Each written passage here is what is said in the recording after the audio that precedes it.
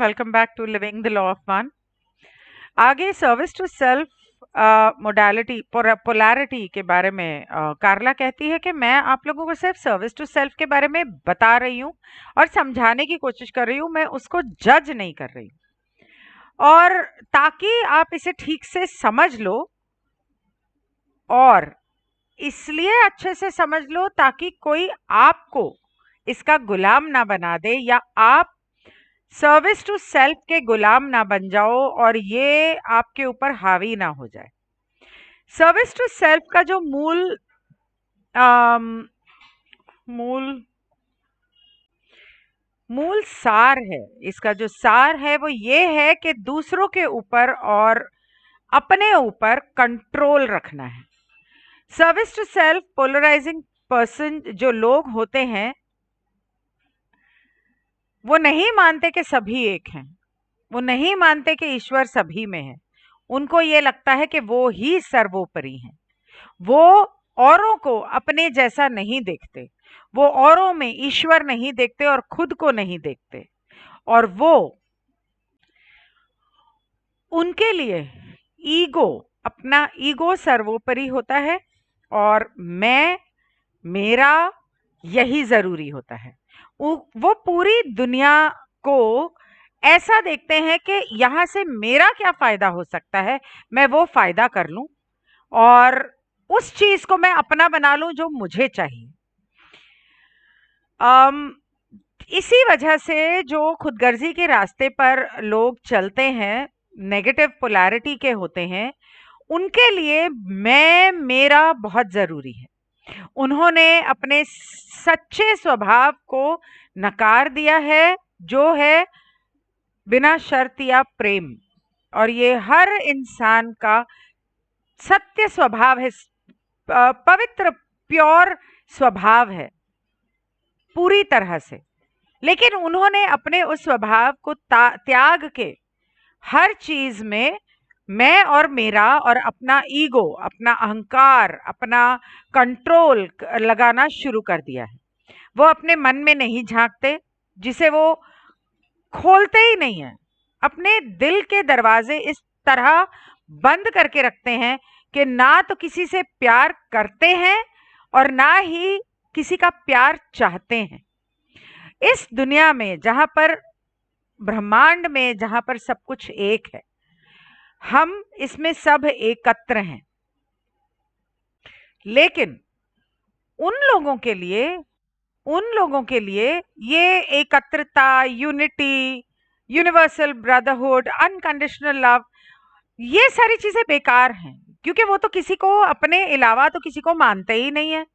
उनके लिए तो सिर्फ मैं, मेरा और अहंकार। तो वो जो उस रास्ते पर चलते हैं जहां पर ईश्वर और ईश्वरीय प्रेम नहीं है, वहां पर वो पूरे दुनिया के सामने अकेले खड़े हैं। वो अकेले रहकर खुश हैं और अपनी खुशी के लिए, अपने ईगो के लिए पूरी दुनिया से लड़ लेंगे और लड़ने को तैयार हैं। वो अपने इस खुदगर्जी के रास्ते पर, इस नेगेटिव पोलैरिटी के रास्ते पर अपने आइडियाज, अपने गोल्स, अपनी धारणाएं, अपने इच्छाएं, अपनी चीजें, अपने लोग, इनके अंदर वो इतनी बुरी तरीके से घुसे हुए हैं। और वो चीजें जिन्हें वो कंट्रोल करते हैं, जैसे आ, पत्नी, बच्चे, नौकर, जूनियर्स, ये सारी चीजें वो अपने अहंकार में और अपने ईगो में इतने खो गए हैं कि इनमें से किसी भी चीज को जाने देना, छोड़ देना, रिलीज करना आता ही नहीं है उन्हें। और इस वजह से वो, क्योंकि उस माया जाल में इतनी बुरी तरह से फंसे हुए हैं, वो ईश्वर की तलाश ही नहीं करते। उनको ईश्वर से कोई मतलब ही नहीं है और अपने दिल के दरवाजे और उसका रास्ता कभी खोलने नहीं देते। मतलब हाउ डू आई एक्सप्लेन, कोई ना तो उनके दिल तक पहुंचे और ना वो इंटरेस्टेड हैं किसी के दिल तक पहुंचने में। उन्हें सिर्फ कंट्रोल से मतलब है। तो उनका ये जो अपना होल्ड है, वो चीजों पर जिनको वो कंट्रोल करते हैं इतना सख्त तरीके से, मतलब औरंगजेब की तरह से, उस तरह से, मेरी बात नहीं मानोगे तो मार डालूंगा, काट डालूंगा, हिटलर की तरह से, चाइना के गवर्नमेंट की, या मतलब जो हुआ करती थी कभी, ऐसा सुना है या है पता नहीं, वो उस तरह से। तो वो उनका जो है, उनके पास जो है मैं मेरा, वो सारी चीजें उनको उनकी पहचान है।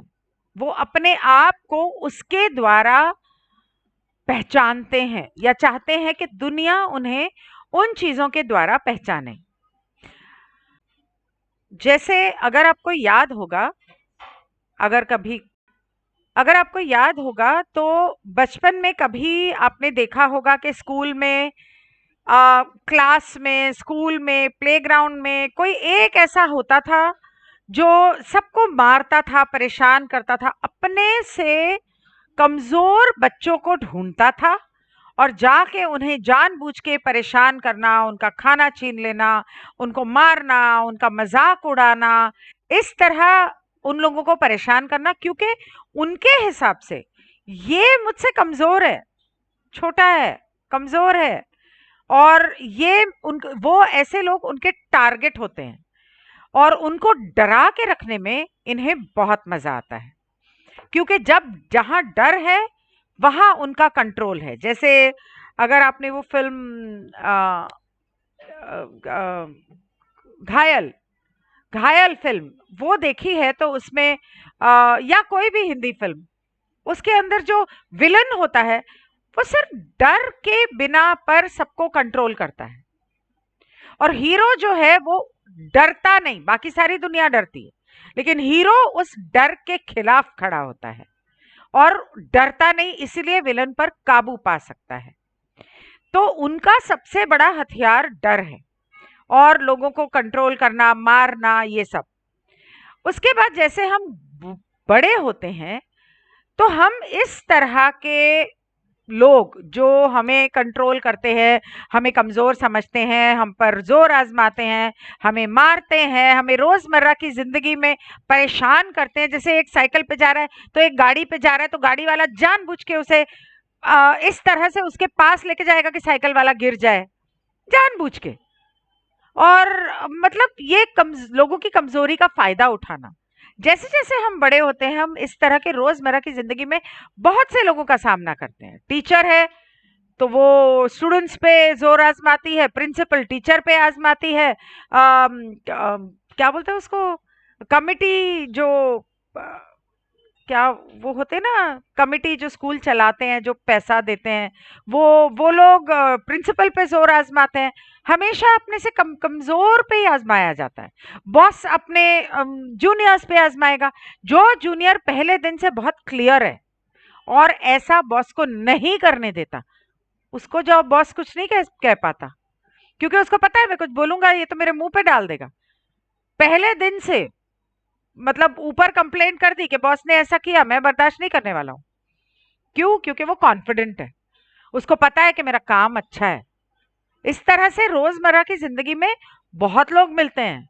ट्रेन में, बॉम्बे के ट्रेन जिस तरह से भरे होते हैं, दिल्ली के मेट्रो, एक दूसरे को धक्का मुक्की, कोई आएगा, थोड़ी सी उसकी बॉडी बनी होगी तो धक्का मुक्की करते हुए चला जाएगा। किसी की आवाज बड़ी है तो आवाज बड़ी, शोर मचा के, चिल्ला चिल्ला के इस तरह से कर लेगा। पति है, उसको पता है मैं कमाता हूं तो बीवी कहीं नहीं जाने वाली, अब तो बच्चा हो गया, वो जोर आजमाएगा। सास ससुर को पता है कि पति बीवी के नहीं हमारी सुनेगा तो वो जोर आजमाएंगे।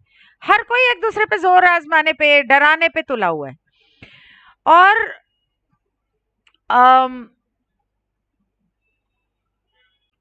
और इसी तरह के अनुभव कार्ला को हुए जब वो ड्राइव कर रही थी और एक तरह से इंटरस्टेट हाईवे के ऊपर जाना चाहती थी और बीच में से बार बार उसे ब्रेक मारनी पड़ती थी, क्योंकि लोग ऐसे आके बीच में घुस जाते थे, क्योंकि उन्हें अ, उनके सामने रहना पसंद था।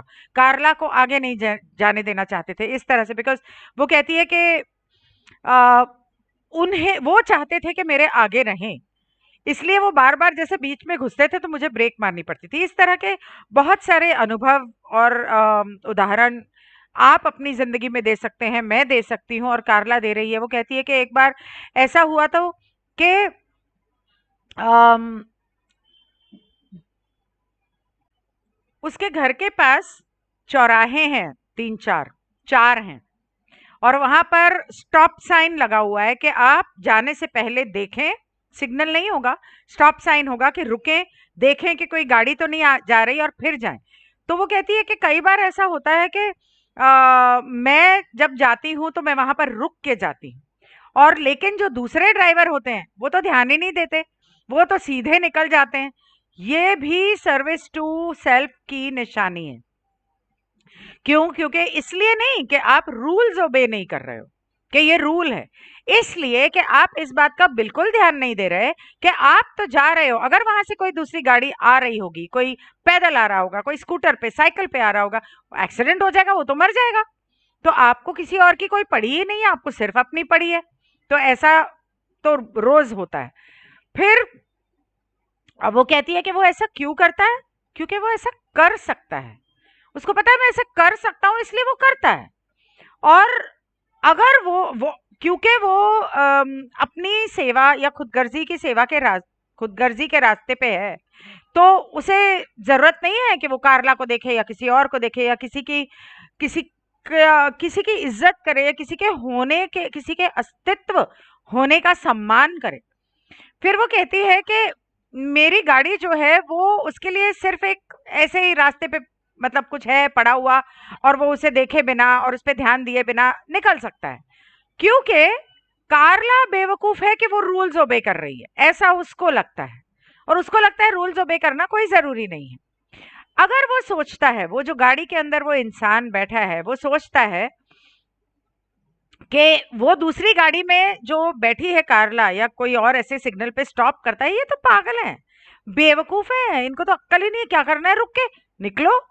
तो ये खुदगर्जी वाले रास्ते के जो लोग होते हैं, उनका जो स्वभाव होता है, वो सभी रूल तोड़कर वही रूल फॉलो करते हैं जिससे उनका फायदा है या उन्होंने खुद बनाए हैं। बाकी किसी रूल से उन्हें कोई मतलब नहीं। ये खुदगर्जी के रास्ते पे चलने वाले लोग और ये स्वभाव या ये देखने को आपको सबसे ज्यादा मिलेगा धर्मों में, ऑर्गेनाइज्ड रिलीजन, जहां पर कहा जाता है कि आप ये नहीं कर सकते और आपको यही करना है और ऐसे करना है और कोई वजह नहीं बताई जाती, बस करना है। क्यों करना है या आपको नहीं करना है तो आपकी मर्जी नहीं चलेगी, आपको करना है तो आपको करना है। तो ये जो होते हैं यहाँ पर धर्मों के बारे में जहां तक बात आती है, वो कहती है हमारे इतिहास में हमने कितनी बार धार्मिक युद्ध के बारे में सुना है। तो ये किस तरह का भगवान है या क्या कभी ऐसा भगवान हो सकता है जो सिर्फ सिर्फ और सिर्फ बेशर्तिया प्यार में यकीन करता है या उससे बना हुआ है या उसे बनाता है और फिर भी वो युद्ध करवाता है? ये भगवान तो नहीं कर रहा है, ये रचेता तो नहीं कर रहा है, ये उसके स्वभाव में नहीं है, ये उसके नाम पर लोग कर रहे हैं।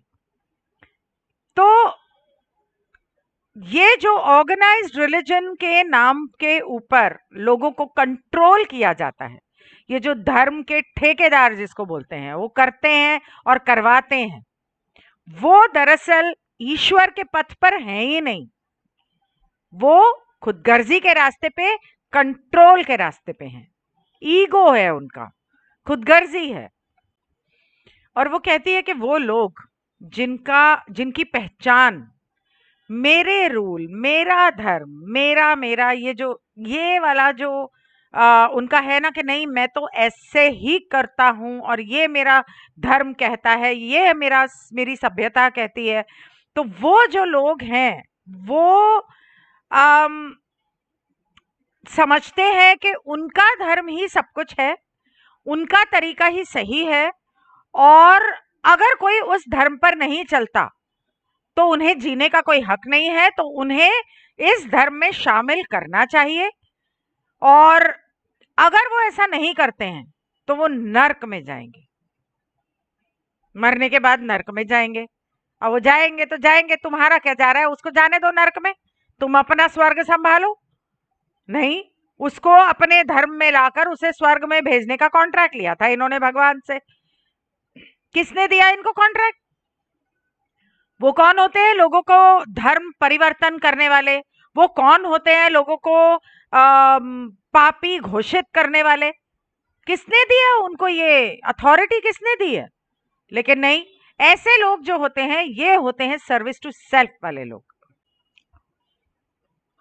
और फिर वो कहती है कि इसका एक बहुत बेहतरीन उदाहरण जो खुदगर्जी के रास्ते वाले, जो नेगेटिव पोलैरिटी वाले हैं, वो है रोमन कैथोलिक चर्च।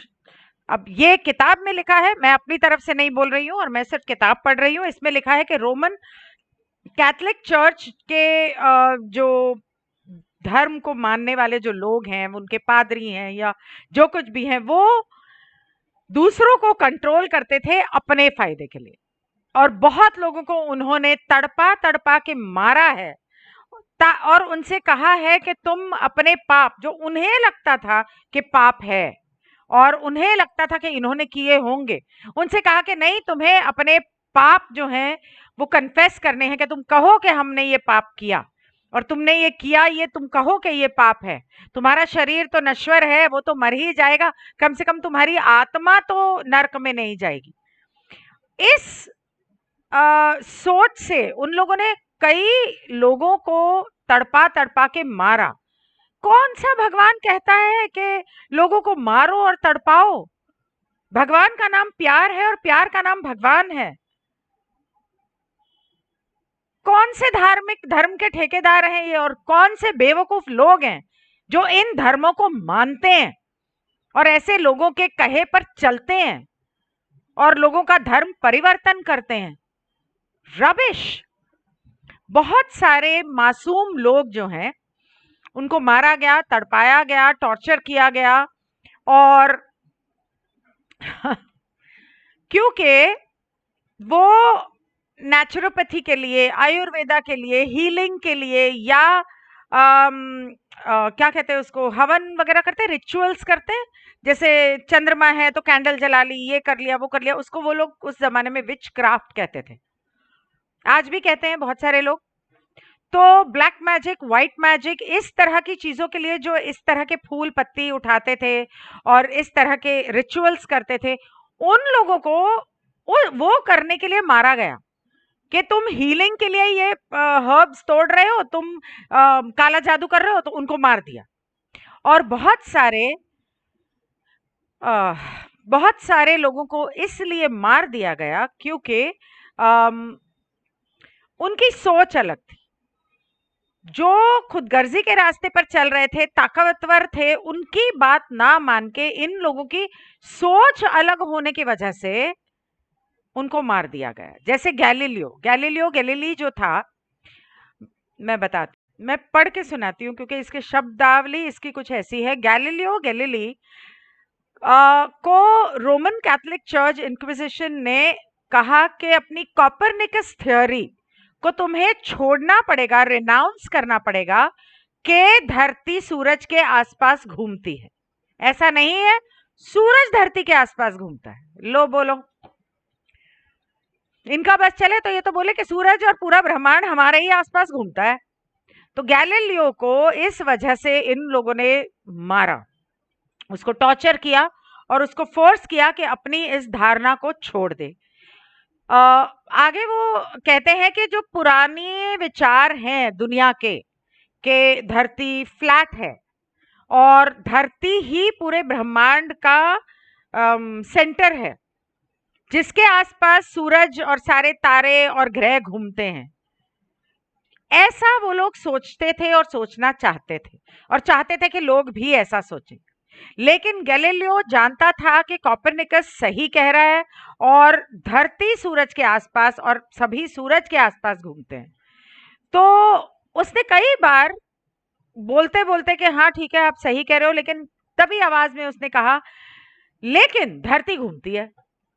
तो उन लोगों ने शायद उसकी ये बात नहीं सुनी जितनी उन्होंने उसके बायोग्राफर यानी कि जिसने उसके बारे में किताब लिखी गैलीलियो के बारे में, उसकी बात उन्होंने पढ़ी, लेकिन गैलीलियो के मुंह से ऐसा कहते हुए उन्होंने नहीं सुना, लेकिन जिसने गैलीलियो की किताब लिखी उसने सुनी, तो उसे पता है कि गैलीलियो ऐसा कहा करता था।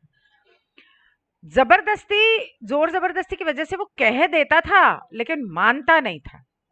तो वो कहती है कि आज अगर आप दुनिया में जो हो रहा है अगर उसके ऊपर ध्यान दो, तो तुम्हें ऐसे बहुत सारे कट्टर धर्म के कट्टर ऐसे लोग मिलेंगे। तो वो कहती है कि क्रिश्चियन, मुस्लिम, जू, उनके अंदर इस तरह से बहुत सारे लोग हैं जो आर्मेगेडॉन चाहते हैं। मेरे ख्याल से आर्मेगेडॉन मतलब धरती का अंत। हाँ, मैं सही कह रही थी। तो आर्मेगेडॉन का मतलब ये है कि जब देवताओं और असुरों की लड़ाई हो और बुराई या असुरों का विनाश हो, और ताकि लोगों को सांस लेने का मौका मिले, प्यार से जीने का मौका मिले। तो इन लोगों में, हिंदुओं में भी हैं, सिख में भी हैं, सारी दुनिया में हैं बहुत सारे लोग जो जानते हैं कि उनके धर्म के जो ठेकेदार हैं वो गलत हैं, और उसके अंदर खुदगर्जी और कंट्रोल चलाया जा रहा है, और वो चाहते हैं कि इस तरह से ईश्वर आकर, जैसे अभी कल परसों 2 दिन पहले बात हो रही थी, सब लोग कल्कि के बारे में बात कर रहे थे कि कल्कि आके उनको बचाएगी, और अपेरेंटली इट्स अ वुमन, मुझे पता नहीं था।